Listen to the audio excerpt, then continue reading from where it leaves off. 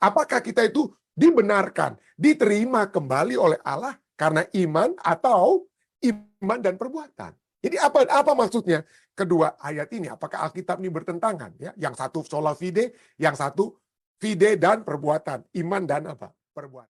Bagi Rasul Paulus, dia berbicara tentang bagaimana iman itu sebelum seseorang dibenarkan.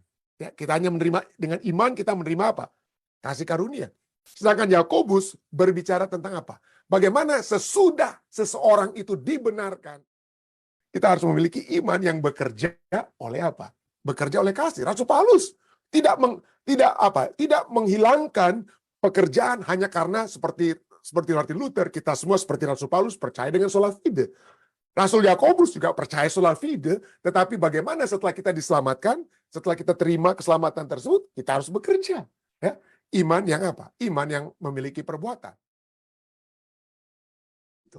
Nah, kita kembali kepada 5 sola.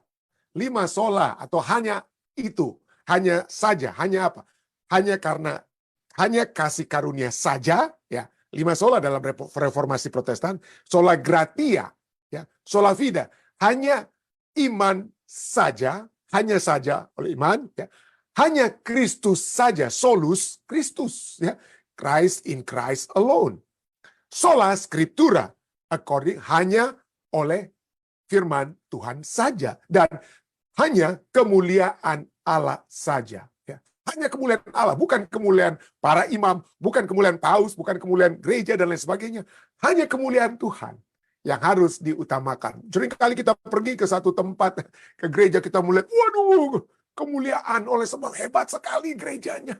Ya, hebat sekali, besar sekali, dan lain sebagainya. Oh, kalau kita mengglorify, ya, kita memuliakan gereja, gantinya Allah kita. Mungkin kita harus kembali kepada prinsip.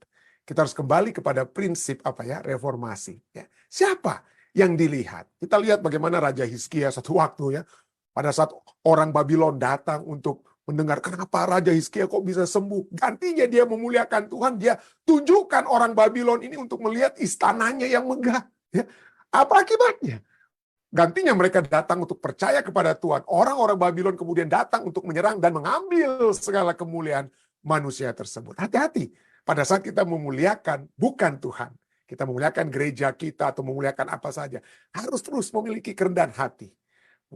Bahkan kita jangan memuliakan bahwa kita ini gereja Fisdak tuh gereja yang hebat. Wah, hati-hati kalau kita memuliakan gereja ataupun persekutuan dalam gereja, kita hanya bisa memuliakan Tuhan, ya.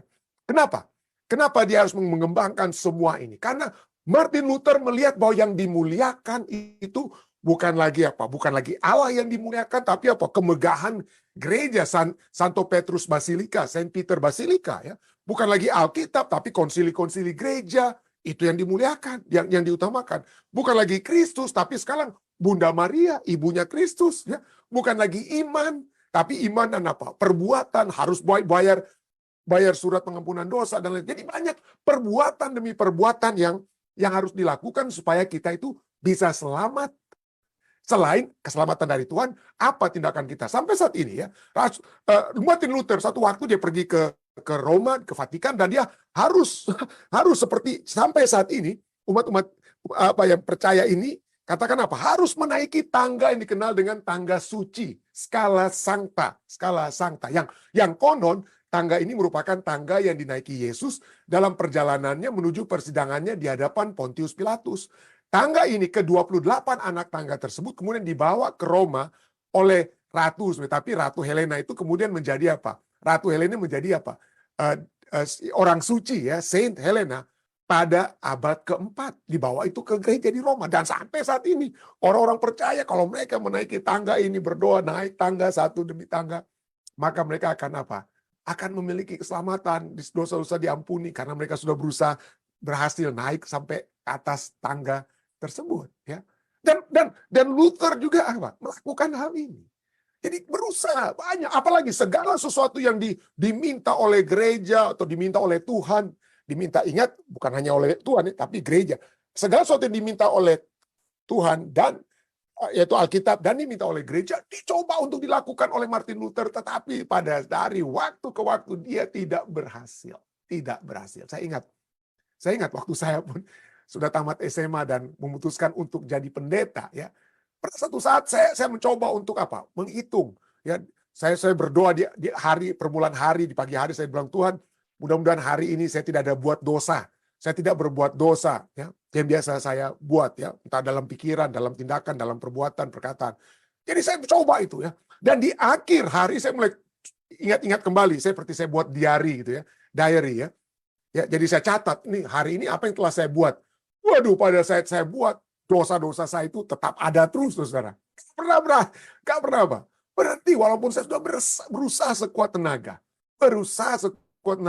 gak bisa saya menyelamatkan diri saya dengan perbuatan saya. Saya ingat buku yang ditulis oleh Pilgrim Progress, ya, Pilgrim Progress yang ditulis oleh pendeta John Bunyan, ya, John Bunyan, ya. Dia bercerita dalam itu adalah seperti satu kisah, ya. Dia menceritakan tentang seorang yang karakter utama dalam Pilgrim Progress ini adalah seorang yang bernama Christian. Nah, dia yang pegang sapu ini, dia mencoba ada abu di dalam satu ruangan. Si Christian ini coba untuk kumpulkan abu tersebut dengan sapunya, tapi begitu dia Begitu dia coba untuk menyapu, untuk mengumpulkan abu itu kan ringan, dia berterbangan kiri kanan, nggak bisa dikumpulkan, nggak bisa dibersihkan ruangan tersebut, tidak bisa dikeluarkan abu-abu tersebut, ya. Hingga ada seorang gadis muda datang dan dia membawa air dan dia membuang air percikan-percikan air tersebut di abu-abu tersebut, sehingga abu-abu tersebut dapat dikumpul dan kemudian dibuang. Nah, kisah ini menyatakan bagaimana usaha kita untuk membersihkan diri kita dari dosa itu dengan usaha kita sendiri, dengan sapu kita sendiri itu tidak akan pernah berhasil. Abu kita yang terbang sementara, mendarat kembali. Dosa kita hanya terbang begitu saja, tiba kembali. Nggak bisa kita menyelamatkan diri kita. Harus ada Injil, ya. Harus ada sumber air kehidupan, ya, yang membawa sehingga dosa-dosa kita itu dapat dikumpul dan dapat dibuang. Tidak heran, ya. Charles Spurgeon katakan, seseorang mungkin lebih baik mencoba mengarungi Samudra Atlantik dengan perahu dari kertas. Perahu dari kertas, bukan dari kayu, bukan dari besi, perahu dari kertas menyeberangi Samudra Atlantik. Itu lebih bagus daripada, menurut Charles Spurgeon, daripada mencoba masuk surga dengan perbuatan baik. Gak bisa, ya. Begitu perahu kertas kita taruh di air, ya sudah, tenggelamlah kita. Jadi keselamatan itu hanya oleh sebab kasih karunia. Titus 2 ayat 11 sudah katakan, karena kasih karunia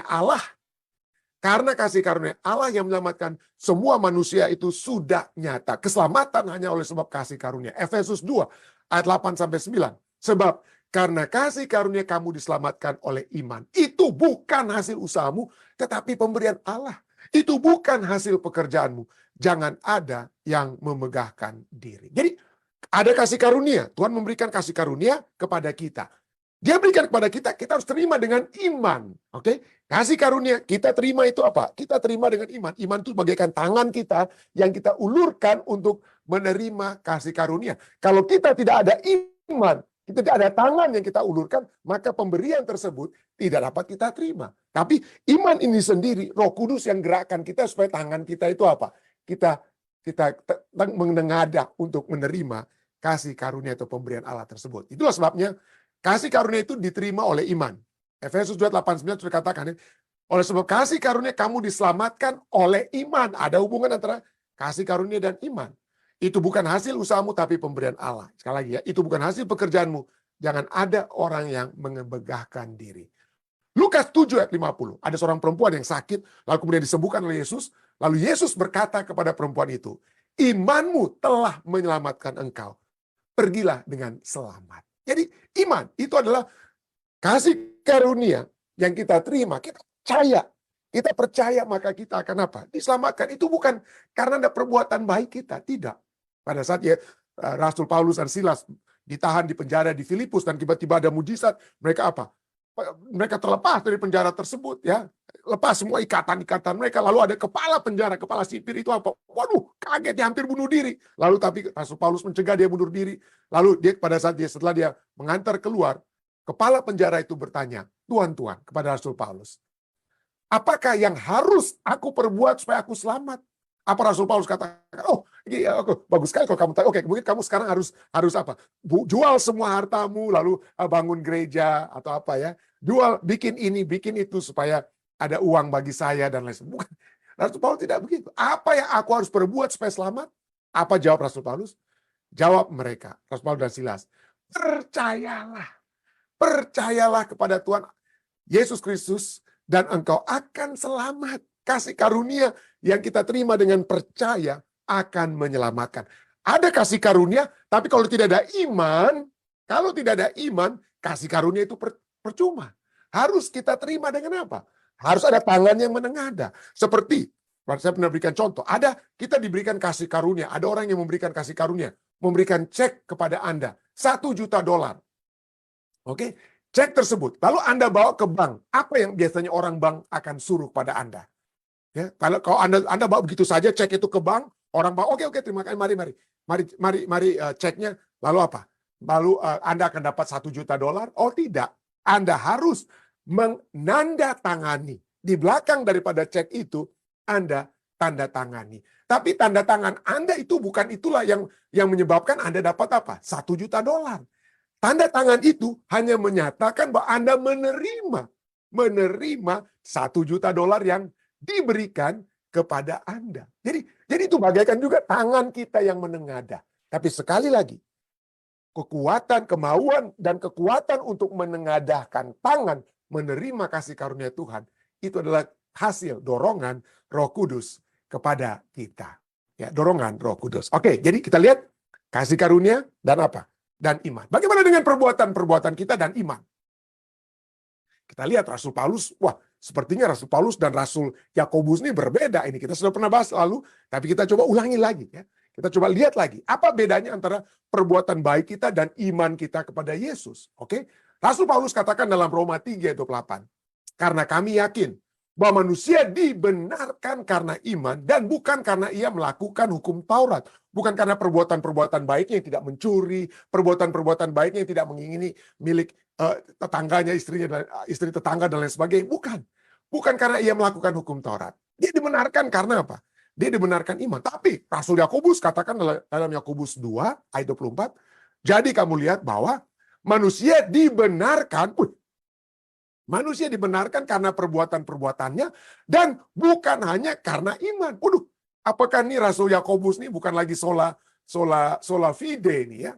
Apakah Rasul Yakobus nih seperti gereja abad pertengahan? Itu bukan sola fide nih Rasul Yakobus, hanya Rasul Paulus nih yang sola fide ini ya. Karena bagi Rasul Yakobus iman dan apa? Iman plus perbuatan. Seperti gereja abad pertengahan, iman plus perbuatan. Nah, bagaimana ini? Apakah bertentangan nih Rasul Paulus dan Yakobus ini dalam hal ini? Apakah Alkitab itu berisi kontradiksi? Apakah kita dibenarkan dengan dua cara yang berbeda? Yang satu, cara pertama hanya dengan iman. Cara kedua, iman dan perbuatan. Iman dan perbuatan. Nah, kata dibenarkan adalah tindakan karunia pengampunan Allah bagi orang berdosa dan menerima mereka kembali. Orang berdosa itu diterima kembali dalam satu hubungan yang baru yang tadinya dirusakkan oleh dosa. Jadi apakah kita itu dibenarkan, diterima kembali oleh Allah karena iman atau iman dan perbuatan? Jadi apa maksudnya kedua ayat ini? Apakah Alkitab ini bertentangan? Ya, yang satu sola fide, yang satu fide dan perbuatan, iman dan apa? Perbuatan. Oke, ya.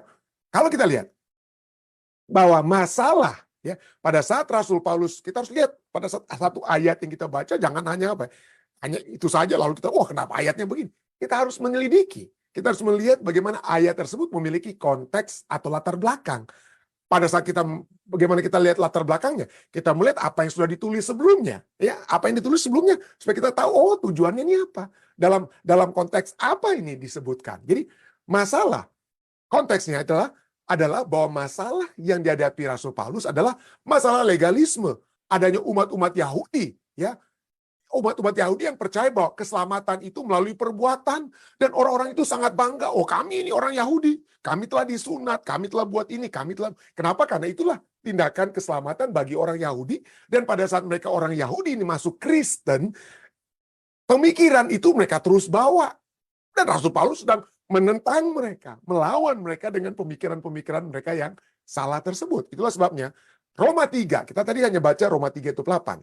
Tapi coba kita lihat, Roma 3 ayat 1 dan 1 ayat sebelum ayat 28, yaitu ayat 27, mari kita baca. Sana dikatakan apa? Jika demikian, Rasul Paulus katakan, apakah kelebihan orang Yahudi dan apakah gunanya sunat? Ya, mereka bangga, oh, saya orang Kristen yang sejati, saya diselamatkan. Oh, kenapa kamu diselamatkan? Oh, saya diselamatkan karena saya sudah disunat. Rasul Paulus, kenapa kamu bangga karena kamu disunat? Ya, ayat 27. Jika demikian, apakah dasarnya untuk bermegah? Karena kamu disunat, Rasul Paulus katakan tidak ada. Kalau demikian, mau bermegah itu berdasarkan apa? Apakah dasarnya untuk berdasarkan apa? Berdasarkan perbuatan? Tidak. Rasul Paulus katakan, bukan berdasarkan perbuatan, melainkan berdasarkan iman. Ayat 28. Karena kami yakin, Rasul Paulus katakan, karena kami yakin bahwa manusia dibenarkan karena iman dan bukan karena ia melakukan hukum Taurat. Jadi orang-orang yang ditulis dalam suratan Rasul Paulus kepada jemaat di Roma ini, kalian jangan bermegah karena kalian sudah disunat, makanya kalian pikir kalian sudah menerima keselamatan karena ada perbuatan baik kalian yang disunat. Bukan. Nah, itu Rasul Paulus. Bagaimana dengan Yakobus? Kenapa dia bilang dibenarkan karena perbuatan dan bukan hanya karena iman? Mari kita lihat, konteksnya itu berbeda dengan konteks di kitab Roma. Bagaimana supaya kita tahu? Kita baca juga seperti kitab Roma ya. Apa yang dikatakan di dalam Yakobus 2 ayat 15-16 ya. Kalau kita lihat, masalah yang dihadapi Rasul Yakobus berbeda dengan Rasul apa? Paulus. Kenapa? Karena yang dia tulis ini, Rasul Yakobus menulis kepada orang-orang yang apatisme. Umat-umat Kristen yang mengaku umat percaya, mengaku Kristen, tapi tidak memiliki simpati kepada orang lain. Dan inilah yang ditulis oleh Yakobus. Ya. Kita ditulis oleh Yakobus. Yakobus 2 ayat 15-16. Jika seorang saudara atau saudari tidak punya pakaian dan kekurangan makanan sehari-hari, dan seorang dari antara kamu berkata, selamat jalan, kenakanlah pakaian kanan, ya cari sendiri tuh pakaianmu ya, kenakanlah pakaian panas dan makanlah sampai kenyang, tetapi ia tidak memberikan kepadanya apa yang perlu bagi tubuhnya, apakah gunanya itu? Itu sebabnya kemudian Yakobus katakan iman tanpa perbuatan itu mati. Kamu bilang kamu orang percaya, kamu bilang kamu orang yang sudah menerima kasih karunia Tuhan, tapi kamu tidak memiliki perbuatan sebagai orang yang beriman, percuma. Itu yang Yakobus selalu tekankan ya. Kamu bilang kamu orang percaya, sudah menerima kasih karunia Tuhan, tapi kamu tidak membantu saudara-saudaramu yang tidak punya pakaian, saudara-saudaramu yang tidak bisa makan ya. Yakobus katakan, ingat yang Yesus katakan ya. Yesus katakan bahwa pada saat di akhir zaman, pada saat datang raja itu datang, ya, dia katakan apa? Pada saat aku telanjang, kamu memberikan aku pakaian. Pada saat aku sakit, kamu kunjungi dan lain sebagainya. Itu kan tindakan-tindakan, perbuatan-perbuatan baik sebagai orang-orang yang beriman, orang-orang yang sudah diselamatkan. Jadi beda tujuan penulisan antara Rasul Paulus dan Rasul Yakobus. Ya, yang satu itu orang Yahudi, yaitu bagaimana caranya diselamatkan, itu Rasul Paulus bukan melalui perbuatan. Menurut Yakobus, bagaimana sebagai orang yang sudah diselamatkan, bantu sesama. Ya. Tidak heran Martin Luther katakan apa? Bahwa Allah tidak membutuhkan perbuatan baikmu. Gak bisa kita buat baik kepada Tuhan. Karena dia sudah punya semua ya. Kita tidak buat baik kepada Tuhan supaya karena ada sesuatu yang kurang dari Tuhan kita buat baik ya, seperti kita buat baik kan, kita buat baik pada orang, apa ini orang yang nggak punya, dia nggak punya kendaraan, gimana saya antar dia supaya pergi dia untuk apa ya, untuk pergi ke tempat ini ke tempat itu karena dia tidak punya kendaraan atau tidak punya pakaian atau apalah. Jadi Allah tidak membutuhkan perbuatan baikmu, tetapi sesamamu manusia membutuhkannya. Sesamamu manusia yang berkekurangan membutuhkan perbuatan baikmu. Itulah yang dikatakan oleh Martin Luther. Jadi sekali lagi, Rasul Paulus dan Rasul Yakobus bukan mereka bertentangan. Yang satu menghadapi masalah yang berbeda dengan yang lainnya. Masalah yang dihadapi Rasul Paulus adalah masalah legalisme, masalah theological, masalah teologis, dan legalistik daripada orang-orang Yahudi yang sudah menjadi Kristen. Sedangkan masalah yang dihadapi Yakobus adalah masalah apatisme, bukan teologis, tapi masalah etikal dan masalah sosial. Gimana kita mau membantu sesama kita? Jadi sekali lagi, Bagi Rasul Paulus, dia berbicara tentang bagaimana iman itu sebelum seseorang dibenarkan. Ya, kita hanya menerima dengan iman, kita menerima apa? Kasih karunia. Sedangkan Yakobus berbicara tentang apa? Bagaimana sesudah seseorang itu dibenarkan atau diselamatkan. Jadi lihat, jadi bukan Rasul Paulus itu dia berbeda dengan Yakobus. Banyak teolog-teolog katakan, oh lihat itu Alkitab tuh nggak benar. Rasul Paulus tuh berantem dengan Yakobus dan lain sebagainya. Rasul Paulus hanya sola fide, sola fide, sola fide. Sedangkan Rasul Yakobus sola fide plus perbuatan. Bukan begitu. Konteks mereka berbeda, tujuan mereka berbeda. Perbuatan baik itu adalah sebelum atau sesudah seorang diselamatkan. Kalau kita lihat, Rasul Paulus sendiri bukan hanya apa ya, berbicara tentang bagaimana Rasul Paulus juga berbicara seperti Yakobus, yaitu iman yang bekerja, ya, iman yang melakukan sesuatu. Dia membahas juga tentang apa yang seharusnya dilakukan, seharusnya terjadi setelah seseorang itu dibenarkan atau diselamatkan. Misalnya, dia menulis dalam Galatia 5 ayat 6. Sebab, ini Rasul Paulus yang tulis, bukan Yakobus ya. Sebab bagi orang-orang yang ada di dalam Yesus Kristus, hal bersunat atau tidak bersunat tidak mempunyai sesuatu arti, hanya iman yang bekerja. Iman kita itu harus apa? Ada buktinya dong iman tersebut. Bicara-bicara sebagai umat Kristen tapi tidak menurut Kristus. Bicara-bicara tentang anak Kristus tapi tidak menolong umat-umat manusia lain yang membutuhkan. Pada saat Yesus datang, Yesus akan katakan apa? Aku tidak mengenal kamu. Waktu aku telanjang, kamu tidak berikan aku pakaian. Waktu aku lapar, kamu tidak beri aku makanan. Waktu aku haus, kamu tidak beri aku minum. Ya, kita harus memiliki iman yang bekerja oleh kasih. Bilang-bilang sebagai orang yang beriman, tapi berantem-berantem terus. Hati-hati ya. Kita harus memiliki iman yang bekerja oleh apa? Bekerja oleh kasih. Rasul Paulus tidak menghilangkan pekerjaan hanya karena seperti Martin Luther, kita semua seperti Rasul Paulus percaya dengan sola fide. Rasul Yakobus juga percaya sola fide, tetapi bagaimana setelah kita diselamatkan, setelah kita terima keselamatan tersebut, kita harus bekerja. Ya. Iman yang apa? Iman yang memiliki perbuatan. Efesus 2 ayat 8 sampai 10. Tadi kita sudah baca ayat 8 dan 9. Tapi mari kita teruskan. Ya. Efesus 2 ayat 8 dan 9 hanya untuk seakan-akan hanya untuk kasih karunia dan iman, tidak ada perbuatan. Tapi kalau kita lihat Efesus 2 ayat 8 sampai 10 itu bicara tentang kasih karunia, bicara tentang iman, bicara tentang perbuatan. Tiga-tiganya lengkap. Ada dalam tulisan Rasul Paulus, bukan hanya Rasul Yakobus ya. Rasul Paulus juga. Efesus 2 ayat 8 sampai 10. Sebab karena kasih karunia, kasih karunia muncul, kamu diselamatkan oleh iman, iman muncul ya. Itu bukan hasil usahamu, tetapi pemberian Allah. Itu bukan hasil pekerjaanmu. Jangan ada orang yang memegahkan diri. Dia tidak hanya berhenti di ayat ke-9 tentang kasih karunia dan iman. Dia lanjutkan di ayat 10, Rasul Paulus ini ya. Karena kita ini buatan Allah, diciptakan dalam Yesus Kristus untuk apa? Untuk melakukan, poin ketiga, pekerjaan yang baik. Pekerjaan yang baik yang dipersiapkan Allah sebelumnya. Ia mau supaya kita hidup di dalamnya. Jadi jangan menganggap orang yang sudah beriman, yang menerima kasih karunia Tuhan, tetapi kita tidak melakukan apa? Pekerjaan yang baik. Tidak membantu sesama, masih membenci sesama, tidak mengasihi sesama. Martin Luther kemudian katakan juga ya, bahwa perbuatan baik kita tidak menghasilkan kebenaran. Perbuatan baik kita tidak menghasilkan kebenaran, namun kebenaran kita di dalam Kristus menghasilkan perbuatan baik. Kalau kita belum bisa melakukan perbuatan baik kepada sesama, masih membenci, masih bermasalah dan lain sebagainya, mungkin kebenaran itu belum ada dalam kita. Kenapa? Karena kalau kita orang yang dibenarkan, maka hasil alamiah, hasil natural dari orang yang diselamatkan, yang menerima keselamatan kasih karunia itu dengan iman, yang sudah dibenarkan, itu adalah melakukan perbuatan baik. Artinya, kalau kita belum melakukan perbuatan baik, mungkin kebenaran itu masih dalam proses bertumbuh dalam kehidupan kita ya. Harus terus berubah sampai kita memiliki perbuatan baik sebagai orang-orang yang dibenarkan. Selanjutnya Peter Kreeft juga katakan, kita tidak melakukan perbuatan baik untuk masuk surga. Tidak.